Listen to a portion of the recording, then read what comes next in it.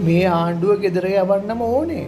මේ ආණ්ඩුව තියාගෙන හරියන්නේ නැහැ. අපේ ආදායම් මාර්ග ඔක්කොම අවහිර වෙලා. අපිට වැලි කැටෙන්, ගල් කැටෙන්, පාරෙන් බෝක්කුවෙන් ගහගන්න විදියක් නැහැ. මේ කාලකන්ණි ආණ්ඩුවක් නිසා අපේ ඔක්කොම ආදායම් මාර්ග අවහිර වෙලා. අපිට ඉදිරියේදී නඩු වලට යන්න වෙනවා මුන් හින්දම.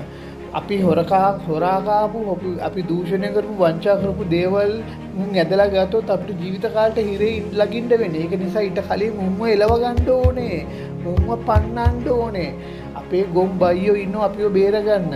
අපේ ගම්වල අපි වෙනුවෙන් මේ අපි ඕනම බලු වැඩක් කරොත් ඕනම ජරා වැඩක් කරොත් අපි වෙනුවෙන් කතරේ ගහලා අපිව බේරගන්න ඕන තරම් ගොම් බයියෝ අපේ ගම්වල ඉන්නවා. ඉතින් මුන් ඉන්නකම් අපි බය වෙ යුතු නෑ.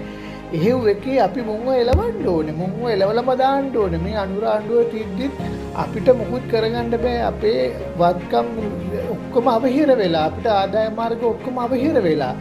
අපිට දූෂණය වංචාව කරගෙන යන්න විදිහක් නෑ. එකතු වෙලා මේ ආණ්ඩුව එලවන්න. හැබැයි අපි තව දෙයක් යූස් කරනවා. මේ පාර ගිය පාර නම් ජාතිවාදයනේ. මේ පාර දානවා අපි කෙලින්ම බුද්ධ ශාසනයට ගහනවා. අපේ සිවුරු රඳවන ටිකක් අපි දාලා තියෙන ගේමට.